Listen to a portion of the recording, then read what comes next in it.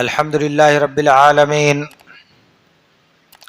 الرحمن الرحيم مالك يوم الدين وأشهد أن لا إله إلا الله وحده لا شريك له وأشهد أن محمدا عبده ورسوله أما بعد فإن خير الحديث كتاب الله وخير الهدي هدي محمد صلى الله عليه وسلم وشر الأمور محدثاتها وكل محدثة بدعة وكل بدعة ضلالة وكل ضلالة في النار۔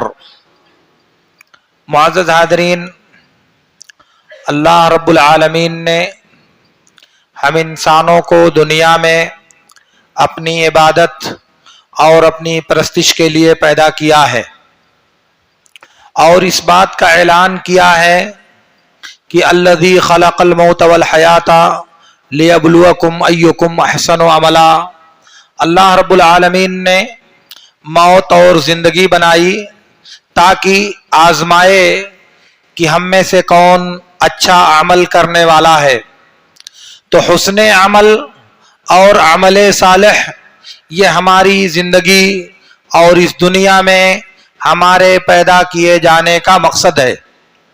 اس لیے اللہ کے نبی صلی اللہ علیہ وسلم نے زندگی کے تمام مواقع پر اور زندگی میں پیش آنے والے تمام مسائل پر ہم انسانوں کی رہنمائی کی، اور اللہ کے حکم کے مطابق اللہ کا پیغام ہم انسانوں تک پہنچایا۔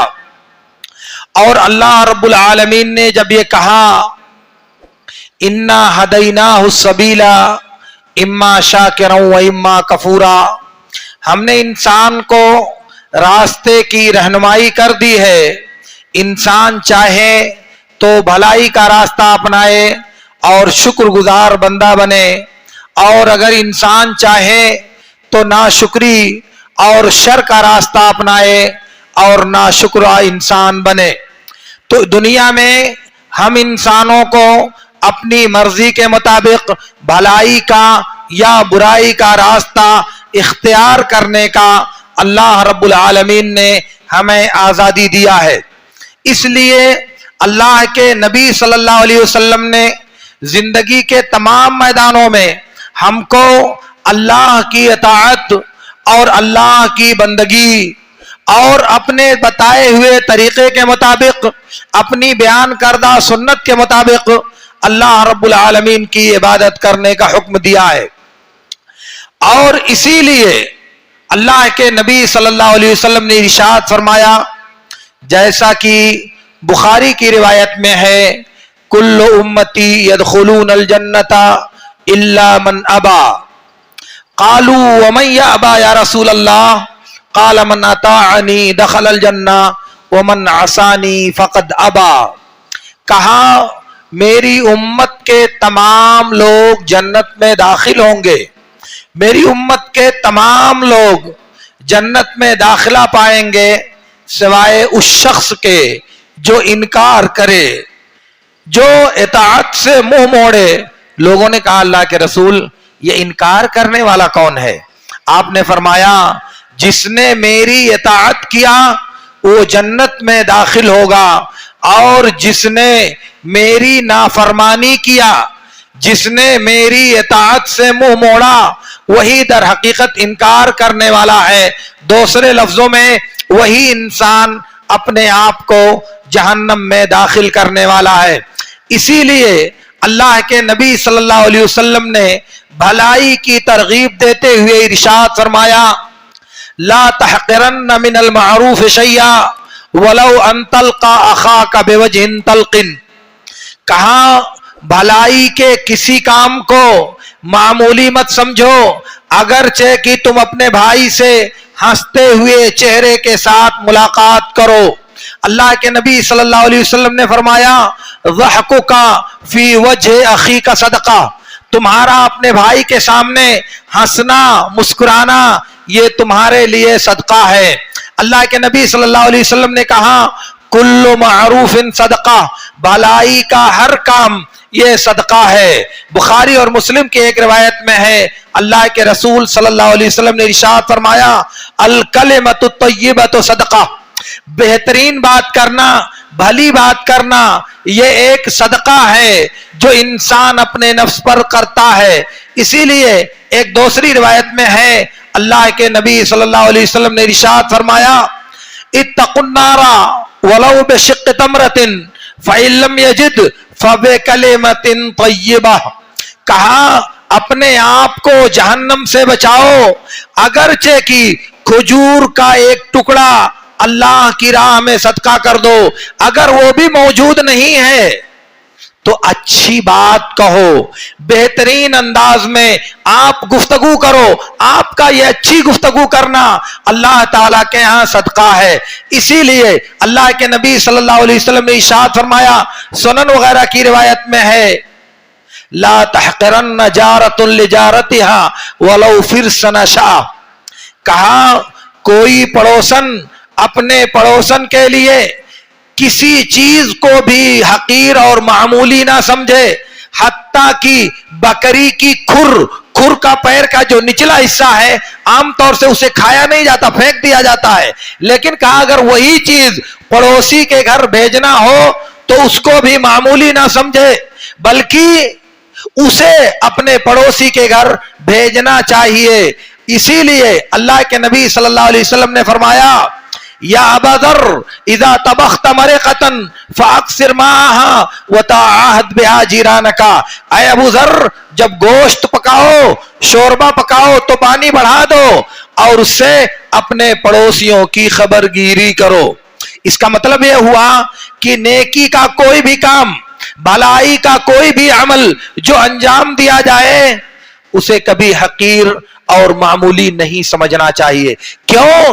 اس لیے کہ اللہ کو کون سی ادا پسند آ جائے، اللہ کو کون سا عمل بھا جائے، اللہ رب العالمین ہمارے کس عمل سے خوش ہو جائے اس کے بارے میں کچھ کہا نہیں جا سکتا۔ اسی لیے اللہ کے نبی صلی اللہ علیہ وسلم نے ارشاد فرمایا کہ ایک بدکار عورت، ایک زانیہ عورت راستے سے گزر رہی تھی، سخت پیاس کی وجہ سے ایک کنویں کے پاس سے گزری تو کنویں میں اتری، پانی پیا، پانی پی کر کے باہر آئی تو دیکھا کہ کنویں کے کنارے ایک کتا پیاس کی شدت سے زبان نیچے لٹکائے ہوئے ہانف رہا ہے، تو اس کو محسوس ہوا کہ یہ کتا بھی پیاس سے اسی طرح درد میں ہے جیسے میں پانی پینے سے پہلے شدت درد میں مبتلا تھی۔ اس نے کتے کے درد کو محسوس کیا، دوبارہ کنویں میں اتری، اپنا موزہ نکالا اور موزے میں پانی بھر کر لائی اور کتے کو پانی پلایا۔ اس زناکار عورت کو، اس بدکار عورت کو اللہ رب العالمین نے اس ادا کی وجہ سے معاف کر دیا اور اسے جنت میں داخل کر دیا۔ وہ عورت جو اپنی شرمگاہ بیچ کر اپنی روزی کماتی تھی، اپنی شرمگاہ کو بے عزت کر کے اپنا رزق حاصل کرتی تھی، زندگی بھر گناہوں کے دلدل میں ڈوبی ہوئی عورت، جب اس نے بھلائی کا ایک کام کیا تو اللہ تعالیٰ اس سے خوش ہو گیا اور اس کی اس ادا پر خوش ہو کر کے اللہ رب العالمین نے اسے جنت میں داخل کر دیا۔ بخاری کی ایک دوسری روایت میں ہے کہ ایک آدمی انتہائی برا انسان راستے میں گزر رہا تھا، راستے میں دیکھا کہ ایک لکڑی اور دوسری روایت میں کہ ایک درخت پڑا ہوا ہے جس سے لوگوں کو گزرنے میں پریشانی ہو رہی ہے، راستے میں لوگوں کو کراس کرنے میں تکلیف ہو رہی ہے۔ وہ شخص وہاں رکا اور اس درخت کو راستے سے ہٹا دیا، اس درخت کو راستے سے ٹال دیا تاکہ گزرنے والوں کو راستے میں تکلیف نہ ہو۔ اللہ تعالیٰ کو یہ بات بہت پسند آئی اور اللہ رب العالمین نے اس کے اس عمل کو قبول کرتے ہوئے اس کو جنت میں داخل کر دیا۔ یہ معمولی چیز، اللہ کے نبی صلی اللہ علیہ وسلم نے فرمایا الایمان بضع و ستون، دوسرا لفظ بضع و سبعون شعبۃ، اعلاها قول لا الہ الا اللہ وادناها اماطۃ الاذى عن الطریق والحیاء شعبۃ من الایمان۔ کہا کہ ایمان کی 72 سے زیادہ شاخیں اور 72 سے زیادہ درجے ہیں، ان میں سب سے بڑا درجہ لا الہ الا اللہ کہنا ہے، اور سب سے کمتر درجہ ہے تکلیف دہ چیز کو راستے سے ہٹا دینا۔ یہ ایمان کی ایک شاخ ہے، ایمان کا ایک درجہ ہے، اور اس آدمی نے تکلیف دہ چیز کو جب راستے سے ہٹایا تو گویا کہ اس نے ایمان کے ایک ادنا کمتر درجے پر عمل کیا، اور اللہ کو یہ عمل اتنا پسند آیا کہ اللہ تعالیٰ نے اس کو جنت میں داخل کر دیا۔ بخاری اور مسلم کی روایت میں ہے، ابو مسعود انصاری رضی اللہ تعالیٰ عنہ کہتے ہیں کہ اللہ کے رسول صلی اللہ علیہ وسلم نے ارشاد فرمایا کہ تم سے قبل ایک آدمی تھا، اللہ تعالیٰ نے اس کو دولت دے رکھی تھی، اس نے اپنے کام کرنے والے نوجوانوں سے، اپنے خادموں اور اپنے نوکروں سے کہہ رکھا تھا کہ تم لوگ جب تقاضا کرنے جانا تو جب مانگنا کسی سے، اگر وہ مانگنے والا مہلت چاہتا ہے تو تم اس کو مہلت دے دینا، اور اگر وہ تنگ دست ہے، محتاج ہے، ادائیگی کی طاقت نہیں رکھتا تو اس کو معاف کر دینا، اس کو چھوڑ دینا۔ اس کا جب انتقال ہو گیا تو اللہ رب العالمین نے اس سے پوچھا کہ کوئی نیکی کا کام کیا ہے تم نے؟ کوئی بھلائی ہے تمہارے دفتر میں؟ کہا اللہ تعالیٰ کوئی بھلائی نہیں کیا، کوئی نیکی نہیں کیا زندگی میں۔ کہا دیکھو کوئی نیکی ہو سکتا ہو۔ اس کے بعد اس کے نامہ اعمال میں دیکھا گیا کہ اس نے اپنے نوکروں کو، اپنے نوجوانوں کو حکم دے رکھا تھا کہ جب تم تقاضا کرنے جانا مقروض سے، اگر وہ صاحب استطاعت ہے تو اس کو مہلت دینا ادائیگی کی، اور اگر وہ محتاج اور فقیر ہے تو اس کے قرض کو معاف کر دینا۔ اللہ تعالیٰ نے کہا کہ میں تم سے زیادہ حقدار ہوں کہ میں تم کو معاف کر دوں، تجاوز کر دینے کا، درگزر کر دینے کا، معاف کر دینے کا میں تم سے زیادہ حقدار ہوں۔ تم نے میرے بندوں کو معاف کیا، تم نے میرے بندوں کے حقوق سے درگزر کیا، تم نے میرے بندوں سے مطالبہ ترک کر دیا، تو میں زیادہ حقدار ہوں کہ اپنا حق تم کو معاف کر دوں، اپنے حق کا تم سے مطالبہ نہ کروں۔ میں اس بات کا زیادہ مستحق ہوں کہ تم سے درگزر کر دوں۔ اور اللہ تعالیٰ نے اس کو معاف کر دیا، اللہ نے اس کی اس نیکی کو قبول کر لیا اور اس کو جنت میں داخل کر دیا۔ کیا نیکی پائی؟ یہ معمولی چیز۔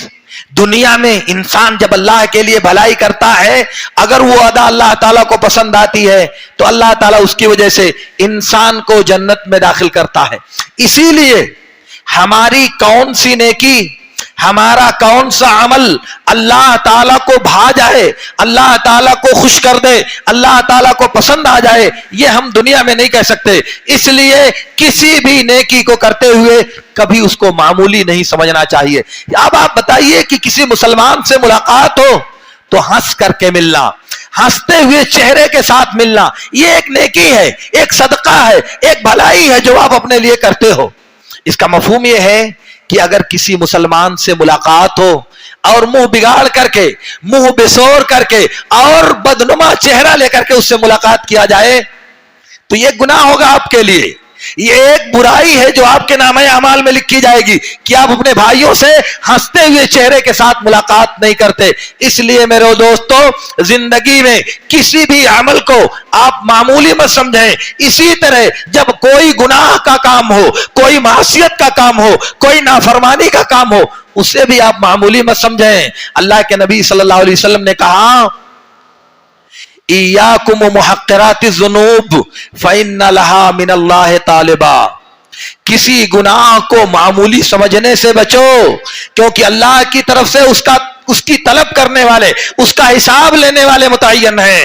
اس لیے جو گناہ آپ کرتے ہو، جو اللہ کی نافرمانی کے کام کرتے ہو، اس کے بارے میں یہ سوچنا چاہیے کہ یہ معمولی چیز تو ہے، یہ بہت بڑی چیز تو نہیں ہے، لیکن جس کی نافرمانی کی جا رہی ہے وہ ذات بہت بڑی ہے، وہ ذات بہت عظیم ہے۔ جس ذات کے حق میں گستاخی کی جا رہی ہے، جس ذات کی شریعت کو توڑا جا رہا ہے، جس ذات کی نافرمانی کی جا رہی ہے، وہ بہت عظیم ہے، وہ جبار و قہار ہے، وہ خالق ارض و سماوات ہے، ذرہ ذرہ اس کی ملکیت میں ہے، اور جب وہ کسی چیز کو کرنا چاہے تو پوری دنیا کی طاقت اس کو اس کے ارادے سے باز نہیں رکھ سکتی، اور وہ جب کسی چیز کا فیصلہ کرتا ہے تو صرف کہتا ہے کہ ہو جا، اور وہ چیز ہو جایا کرتی ہے، کوئی چیز اس کو روک نہیں سکتی۔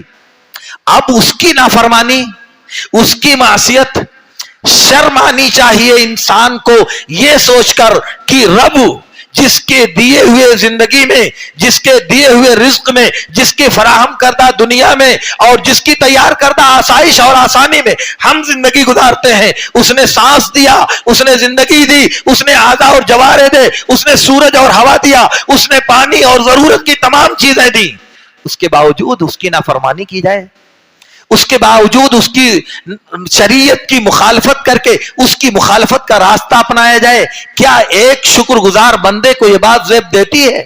اسی لیے اللہ کے نبی صلی اللہ علیہ وسلم نے اس بات سے ہم کو متنبہ کیا ہے کہ رب کی نافرمانی کے کسی عمل کو کبھی معمولی، کم اور حقیر نہ سمجھا جائے، کیونکہ کب کس نافرمانی پر اللہ تعالیٰ گرفت کر لے کچھ کہا نہیں جا سکتا۔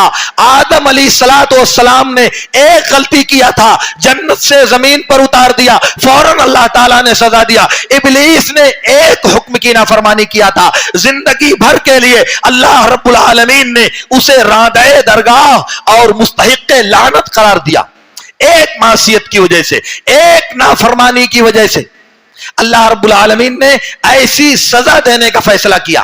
ایک عورت ایک بلی کو پکڑ کر باندھ دیتی ہے، نہ اسے کھانا دیتی ہے نہ اسے پانی دیتی ہے، یہاں تک کہ بھوک پیاس کی شدت کی وجہ سے وہ بلی مر جاتی ہے، اللہ تعالیٰ اس کی وجہ سے اس عورت کو جہنم میں ڈال دیتا ہے، پکڑتا ہے اور اس عورت کی وجہ سے اس کو جہنم رسید کر دیتا ہے۔ تو اللہ رب العالمین جب سزا دینے پہ آتا ہے تو کس گناہ پر ہم کو سزا دے دے یہ کہا نہیں جا سکتا، کس گناہ پر اللہ رب العالمین غضبناک ہو کر ہم کو اپنی گرفت میں لے لے یہ کہا نہیں جا سکتا۔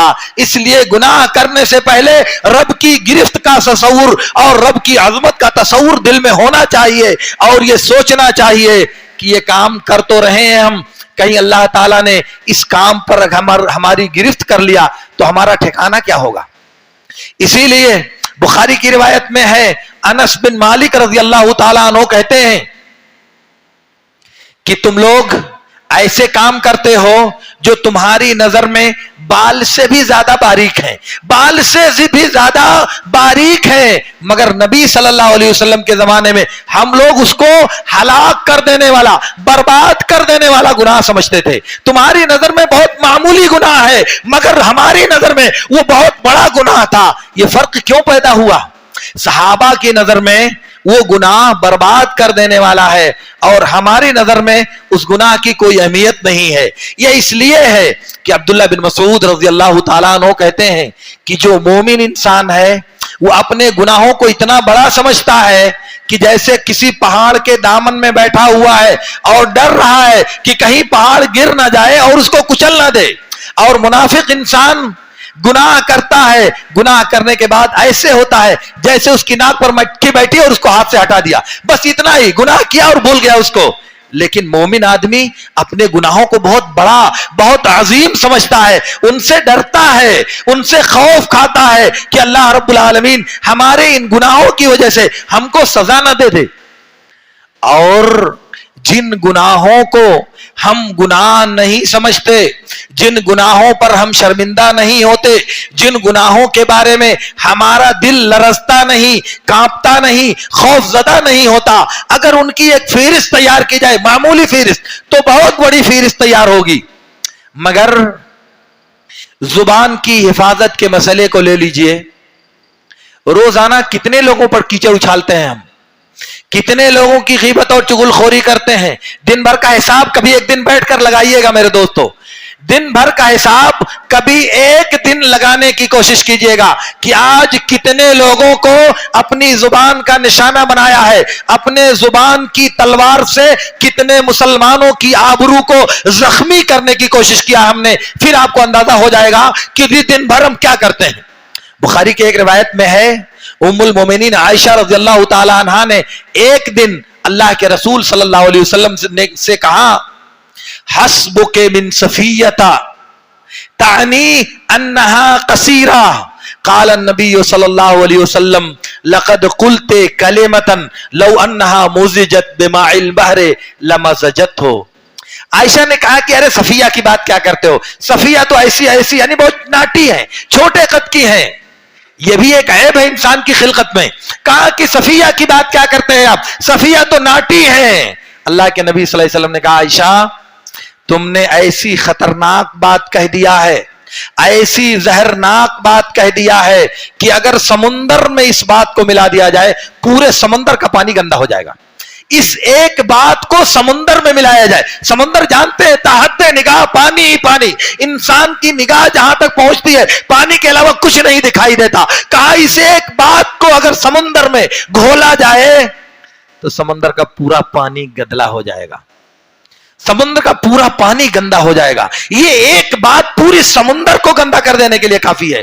اور ہماری نظر میں کیا ہوا, کہہ دیا تو کیا ہوتا ہے, ارے وہ ایسا ہے کہہ دیا تو کیا ہوا. اسی لیے بخاری اور مسلم کی روایت میں ہے اللہ کے رسول صلی اللہ علیہ وسلم نے ارشاد فرمایا ان العبد لا يتكلم بكلمة من رضا الله لا يبالي بها يرفع الله بها في الجنة درجات وان العبد لا يتكلم بكلمة من سخط الله لا يبالي بها يهوي بها في نهر جهنم 70 خريفا. کہا کہ انسان اللہ کی رضا کی کوئی بات کہتا ہے, اللہ کی خوشنودی کی کوئی بات کہتا ہے, کسی کو نماز کے لیے بلایا, کسی کو عبادت کرنے کی ترغیب دیا, کسی کو کہا کہ بھائی یہ بھلائی کا کام ہے, کسی کو کہا کہ یہ محتاج ہے اس کی مدد کر دو, ارے بھائی یہ فلاں آدمی ضرورت مند ہے اس کے ساتھ تعاون کرو, کچھ بھی بھلائی کی بات کہہ دیا, اللہ تعالیٰ خوش ہو گیا. اب اس کی وجہ سے اللہ تعالیٰ جنت میں اس کے درجات کو بلند کرتا ہے. دنیا میں آدمی نے سوچا نہیں لیکن زبان سے کہی ہے یہ بات, اے یار چلو نماز پڑھو اذان ہو گئی, اے یار لیٹ ہو رہی ہے جلدی چلو مسجد کی طرف, کہہ دیا, معمولی بات کہہ دیا, لیکن اللہ خوش ہو گیا اس سے اور اس کے درجات کو جنت میں بلند کر دیا. اس کے برخلاف انسان نے اللہ کی ناراضگی کی بات کہہ دیا, اللہ کو ناراض کرنے والی بات کہہ دیا, لیکن کوئی پرواہ نہیں ہے, سوچا نہیں کہ کیا کہہ رہا ہوں. اس کی وجہ سے وہ 70 سال کی مسافت پر جہنم میں نیچے چلا جاتا ہے, جہنم کی کھائی میں گر جاتا ہے, اس ایک بات کی وجہ سے جس کی اس نے کوئی پرواہ نہیں کی تھی. بات کہی اللہ کے غضب کی, اللہ کے ناراضگی کی. مولوی صاحب زمانہ بدل چکا ہے, اب وہ پرانا دین نہیں چلنے والا ہے. مولوی صاحب وہ پرانی بات تھی, موجودہ زمانے میں نہیں چلے گا. بات تو معمولی ہے, کہنے والے نے کہہ دیا. مولوی صاحب موجودہ زمانے میں سود سے بچنا ممکن نہیں ہے, کہہ دیا, لیکن اس بات سے اللہ تعالیٰ ناراض ہو گیا اور وہ آدمی جہنم کی تہ میں چلا گیا. آدمی کو اس کا احساس نہیں ہوا. انسان کو دنیا میں اللہ رب العالمین نے جن چیزوں کا حکم دیا ہے اس میں ہے کہ چہرے پر داڑھی رکھی جائے. ہم نے داڑھی کاٹی, زندگی بھر کاٹی, زہر داڑھی کو زندگی بھر چھیلتے رہے, 60 سال 70 سال زندگی ہوئی, نامہ اعمال میں یہ گناہ لکھا رہا, داڑھی کاٹی, داڑھی چھیلا, داڑھی چھیلا, داڑھی چھیلا, جمع ہو گیا. ہماری نظر میں تو کوئی گناہ ہے نہیں, کیا ارے داڑھی بال کاٹ لیا تو کیا ہو گیا, اس سے کیا ہوتا ہے. لیکن وہ نامہ اعمال میں درج ہو رہا, 60 سال کا گناہ ہو گیا اور اس کے بعد جب تولا جائے گا تو کتنے بڑے گناہ ہوگا. یہ پہاڑ جیسا گناہ ہمارے اوپر اکٹھا ہو جائے گا. یہ گناہ وہ ہے جس کو ہم گناہ ہی نہیں مانتے, جس کو ہم نافرمانی ہی نہیں سمجھتے. نماز میں اللہ کے نبی صلی اللہ علیہ وسلم نے کہا من وصل صفا وصلہ اللہ ومن قطع صفا قطع اللہ. جو صف کو جوڑے گا اللہ تعالیٰ بھی اس کو جوڑے گا اور جو صف کو کاٹے گا اللہ تعالیٰ بھی اس کو کاٹے گا. آگے صف میں جگہ خالی ہے, پیچھے کھڑے ہو کر نماز پڑھ رہے ہیں. مولوی صاحب نے کہا صف ملا لو, ارے چھوڑو وہاں کون جائے گا, یہاں پنکھا چل رہا ہے, ادھر جائیں گے ادھر ہوا نہیں لگے گی, اس لیے یہاں پیچھے کھڑے ہوئے ہیں. صف کٹ گئی, نماز پڑھ لیا, زندگی بھر نماز پڑھتے رہے صف کاٹ کر کے, کچھ ملے گا؟ نیکی اور گناہ تصور کیجئے. آپ نماز پڑھتے رہے, سب بندی ٹھیک نہیں کیا اور آپ کی نماز کٹتی رہی. اللہ تعالیٰ نے جیسے آپ کو کہا سب بنانے کا, آپ نے نہیں بنایا, اپنی مرضی کے مطابق بنایا. اللہ کے نبی صلی اللہ علیہ وسلم نے فرمایا کہ جب نماز پڑھو تو کسی چیز کی آڑ میں, کسی چیز کی اوٹ میں کھڑے ہو کر نماز پڑھو. اس کو سترا کہا جاتا ہے, سترا لے کر کے نماز پڑھو. نمازی اور سترے کے درمیان 3 ہاتھ سے زیادہ کا فاصلہ نہیں ہونا چاہیے. ہم سنت پڑھتے ہیں تیسری اور چوتھی صف میں, آگے پورا خالی ہے, 6 ہاتھ 10 ہاتھ 4 میٹر خالی ہے. اور شیطان ہمارے سامنے سے گزرتا ہے اور نماز کو کاٹتا رہتا ہے. ہم نے سمجھا کہ ہم نے تو نماز پڑھی ہے، لیکن شیطان نے نماز کو کاٹ دیا. نامہ اعمال میں کیا درج ہوا؟ نماز درج ہوئی، عبادت درج ہوئی، نماز تو باطل ہوتی رہی. ہم زندگی گزارتے ہیں، کپڑا پہنتے ہیں ہمیشہ ٹخنے سے نیچے. ملی صاحب، ٹخنے سے نیچے کپڑا، دنیا کیا کہے گی، سماج کیا کہے گا؟ ارے بہت بڑا متقی ہو گیا ہے. لیکن اللہ تعالیٰ کیا کہے گا، اس کے بارے میں بھی تو کبھی سوچنا چاہیے. اللہ تعالیٰ اس پر کیا گرفت کرے گا، یہ بات بھی تو ہم کو کبھی سوچنی چاہیے. دنیا کہے گی اس کا بڑا لحاظ ہے، دنیا کے طعنے کا بہت خوف ہے، مگر اللہ تعالیٰ کیا کہے گا اس کا خوف نہیں ہونا چاہیے. نبی صلی اللہ علیہ وسلم نے فرمایا، بخاری اور ابو داؤد کی روایت میں ہے، ما اسفل من الازار من الکعبین فهو فی النار. جو کپڑا، جو تہبند ٹخنے سے نیچے ہو وہ جہنم میں جائے گا. اگر ہم ٹخنے سے نیچے زندگی بھر کپڑا لٹکاتے رہے اور زندگی بھر ہمارے نامہ اعمال میں یہ کبیرہ گناہ درج ہوتا رہا، تو ہم نے نیکیاں کی، گناہ کیے، یہ گناہ بڑھتا رہا کیونکہ ہم نے اس کو گناہ ہی نہیں سمجھا، ہم نے اس کو معصیت ہی نہیں سمجھی. زندگی بھر ٹخنے سے نیچے کپڑا لٹکاتے رہے، اور جب رب کے سامنے 70 سال 80 سال کے بعد حاضر ہوں گے اور نامہ اعمال کو جب تولا جائے گا تو ہمارا انجام کیا ہوگا؟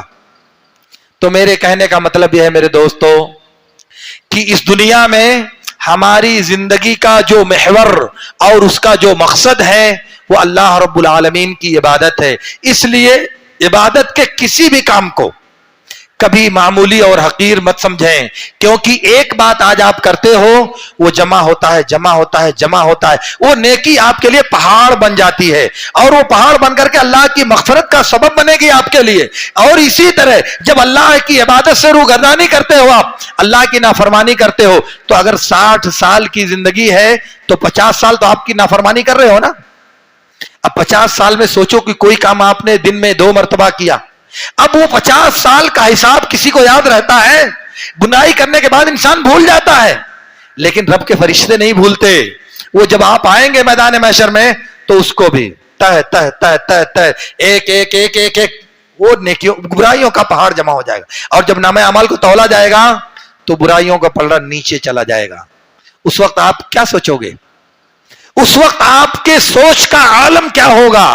آپ کس قدر افسوس کر رہے ہوگے، کس قدر پچھتا رہے ہوگے میرے دوستو. کاش لیکن اس وقت کرنے سے کیا فائدہ ہوگا؟ اس وقت پچھتانے سے کیا حاصل ہوگا؟ اس لیے دنیا میں اللہ نے ہم کو مہلت دیا ہے، اس دنیا میں اللہ نے ہم کو موقع دیا ہے، اس لیے کثرت کے ساتھ جو بھی عبادت ممکن ہو، معمولی سے معمولی عبادت زیادہ سے زیادہ جمع کرنا چاہیے. اللہ اکبر، الحمدللہ، لا الہ الا اللہ، سبحان اللہ، لا حول ولا قوت الا باللہ، معمولی جملہ ہے، لیکن اگر آپ ایک بار کہتے ہو تو آپ کے لیے جنت میں ایک درخت لگایا جاتا ہے.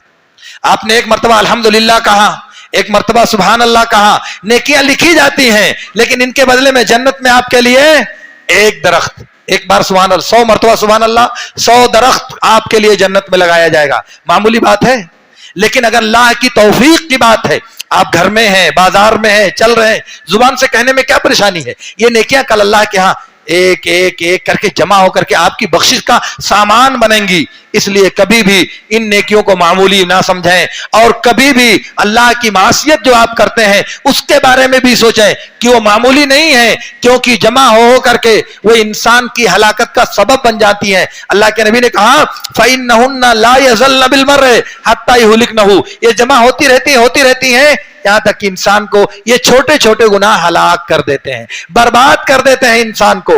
اس لیے میرے دوستو، میری آپ سب سے گزارش ہے کہ آپ اپنی زندگی کے مقصد کو پیش نظر رکھیں اور عبادت کے کاموں میں سبقت کریں، اور اپنے آپ کو اللہ کی نافرمانی اور اس کی معصیت کرنے سے بچائیں. اللہ رب العالمین سے میری دعا ہے کہ اللہ رب العالمین ہمیں ان باتوں کو سمجھنے اور ان پر عمل کرنے کی توفیق عطا فرمائے. وآخر دعوانا ان الحمد للہ رب العالمین. اقول لکم ما تسمعون واستغفر اللہ لی ولکم. ہاں چلے گا.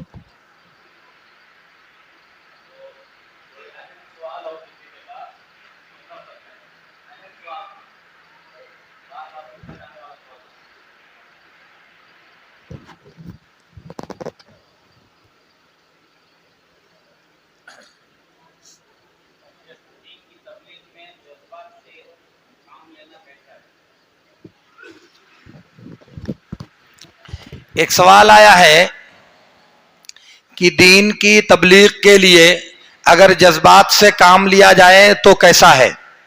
جذبات کا جو ظاہری معنی اس وقت دنیا میں رائج ہے، اس اعتبار سے اگر انسان جذبات سے دعوت و تبلیغ کا کام کرے گا تو گڈھے میں گر جائے گا، گمراہی میں چلا جائے گا.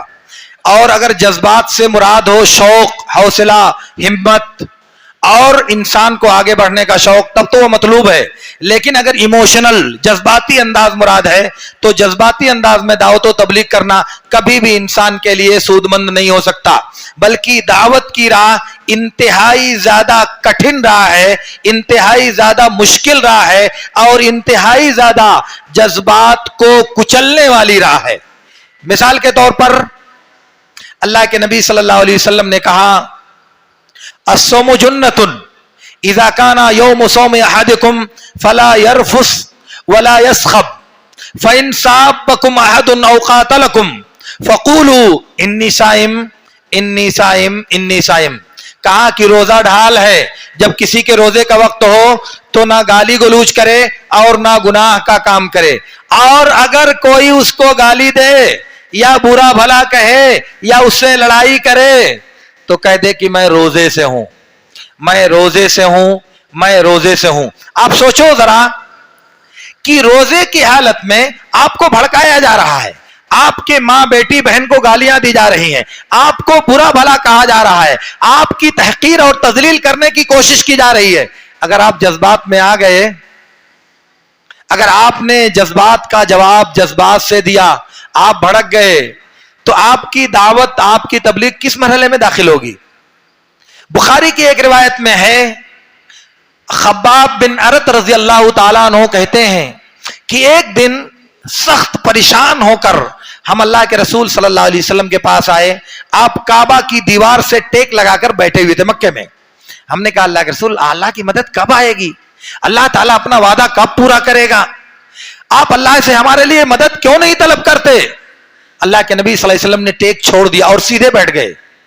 کہا تم سے پہلے کی امتوں کو لایا جاتا تھا اور ان کو پانی گرم کر کے پانی میں ڈال دیا جاتا تھا، گوشت ہڈیوں سے الگ ہو جاتا تھا، یا ان کے بدن پر جاگ سے جلتی ہوئی کنگھی پھیر دی جاتی تھی جو ان کے گوشت کو ان کے بدن سے الگ کر دیتی تھی، ان کو زمین میں نصب کر گڈھا کھود کر کھڑا کر دیا جاتا تھا اور ان کے بدن پر آری سے ان کو چیر دیا جاتا تھا، دو ٹکڑے کر دیا جاتا تھا. پھر بھی یہ چیز ان کو اللہ کے دین سے باز نہیں رکھتی تھی. اللہ تعالیٰ ضرور اپنے دین کو پورا کرے گا، لیکن تم جلد بازی کر رہے ہو.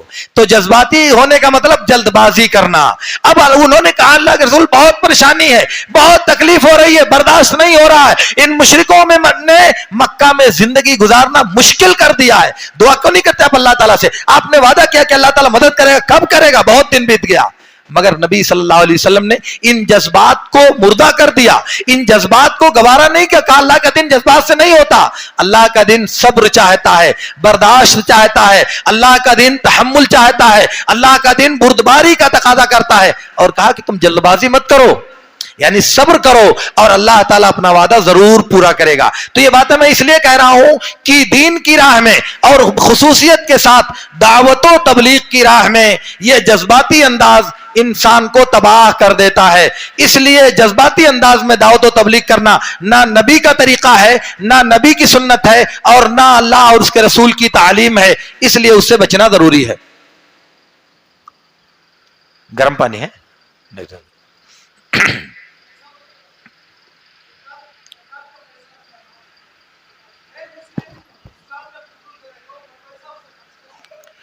اگر غیر مسلم اسلام کی طرف مائل ہو، اسلام میں داخل ہوتا ہو یا داخل ہونے کے قریب ہو تو اس کے لیے زکوٰۃ کا پیسہ دینا جائز ہے. اور اللہ رب العالمین نے زکوٰۃ کے جو 8 مصارف متعین کیے ہیں اس میں سے ایک زکوٰۃ بھی، ایک مؤلفۃ قلوبہم بھی ہے. تالیف قلب کے لیے کافروں کو وہ مال خرچ کیا جا سکتا ہے، اور اللہ نے نص یعنی قرآن کے اندر اس بات کا تذکرہ کیا ہے، اس لیے اسے دینے میں کوئی حرج نہیں ہے. البتہ اس کے علاوہ بقیہ کسی بھی مد میں غیر مسلم کو زکوٰۃ کا پیسہ دینا حرام ہے، جائز نہیں ہے کسی بھی صورت میں.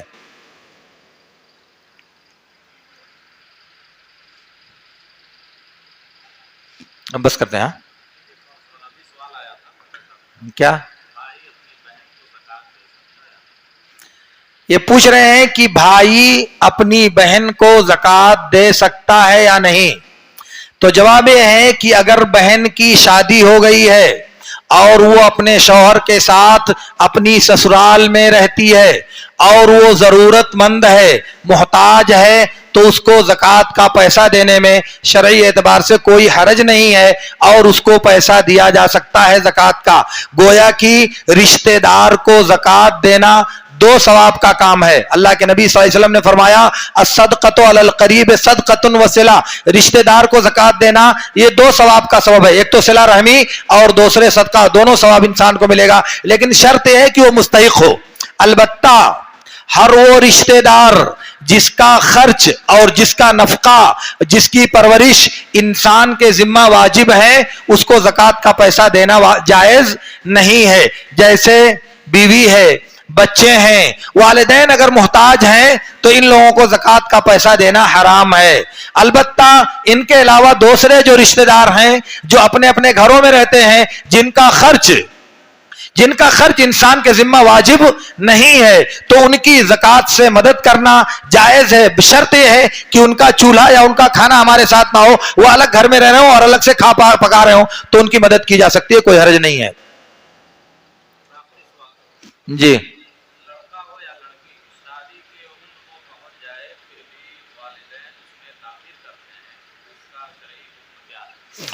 सवाल आया है कि अगर बच्चा और बच्ची शादी की उम्र को पहुंच जाएं, उसके बावजूद वालिदैन शादी करने में ताखीर करें, तो इसका हुक्म क्या है? जवाब है कि ये हराम काम है, ये जायज नहीं है। सुनन तिर्मिज़ी और अबू दाऊद की रिवायत में है, अल्लाह के रसूल सल्लल्लाहु अलैहि वसल्लम ने इरशाद फरमाया, इज़ा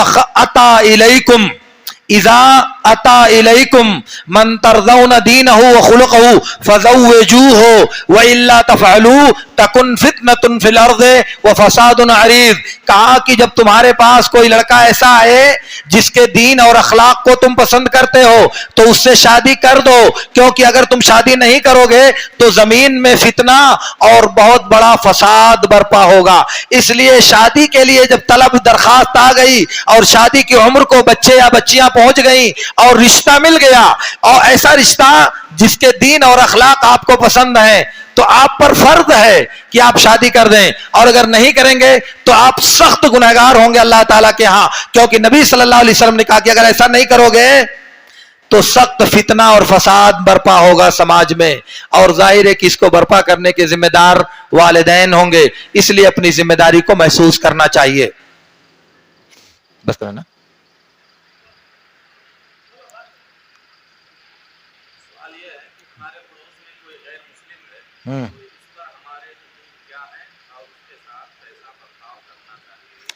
देखिए, एक पड़ोसी का जो हक है वो सारा हक एक गैर मुस्लिम पड़ोसी के लिए भी है। जितने हुकूक मुसलमान पड़ोसी के हैं वो सारे हुकूक पड़ोसी होने के नाते गैर मुस्लिम के लिए भी है। बस सिर्फ एक फर्क है, और वो फर्क ये है कि दीनी उखुवत, ईमानी जो भाईचारा है वो उसको हासिल नहीं होगा और ज़कात उसे देना जायज नहीं होगा। और बकिया जितने हुकूक मुसलमान पड़ोसी के हैं वो सारे हुकूक गैर मुस्लिम पड़ोसी को हासिल होंगे। सिर्फ इन दो चीजों को छोड़ दिया जाए, ईमानी उखुवत और ज़कात, इसके अलावा बकिया सारी चीजें गैर मुस्लिम के साथ की जाएंगी। हुस्ने सलूक करना, भलाई करना और उसकी देख रेख करना, उसकी मदद करना और किसी भी जरूरत के वक्त उसको आराम पहुंचाने की कोशिश करना, यह सब उसके साथ किया जाएगा जो मुस्लिम पड़ोसी के साथ किया जाता है। अब आप लोग अल्लाह रब्बुल आलमीन का जिक्र करें, दुआ करें, कुरान पढ़ें और तौबा करें, इस्तिग़फ़ार करें, और ज्यादा से ज्यादा अल्लाहुम्मा इन्नका अफ़ून तुहिब्बुल अफ़्वा फ़अफ़ु अन्नी पढ़ने की कोशिश करें। और आज एक बहुत बड़ी रात है, قدر کی رات ہے اسے حاصل کرنے کی کوشش کریں، اللہ سے توبہ کریں، اللہ سے روئیں، اللہ سے گڑگڑائیں، اللہ سے معافی مانگیں، اللہ سے گناہوں کی بخشش طلب کریں۔ یہ سب سے بڑی عبادت ہے لیلۃ القدر کی، اور یہی اگر آپ کر لے گئے تو آپ کامیاب ہیں۔ اس لیے جتنا ممکن ہو سکے زیادہ سے زیادہ توبہ کیجئے، استغفار کیجئے، دعا کیجئے، دنیا اور آخرت کی بھلائی کا سوال کیجئے۔ اللہ رب العالمین سے دعا ہے کہ اللہ رب العالمین ہمیں لیلۃ القدر کو حاصل کرنے کی توفیق دے اور ہمارا شمار ان لوگوں میں سے فرمائے جو لیلۃ القدر کی رات میں اللہ کی رحمت، اس کی مغفرت اور اس کے آزادی، جہنم سے آزادی کے پروانے کے مستحق بن جائیں۔ ربنا تقبل منا انك انت السميع العليم واخر دعوانا ان الحمد لله رب العالمين۔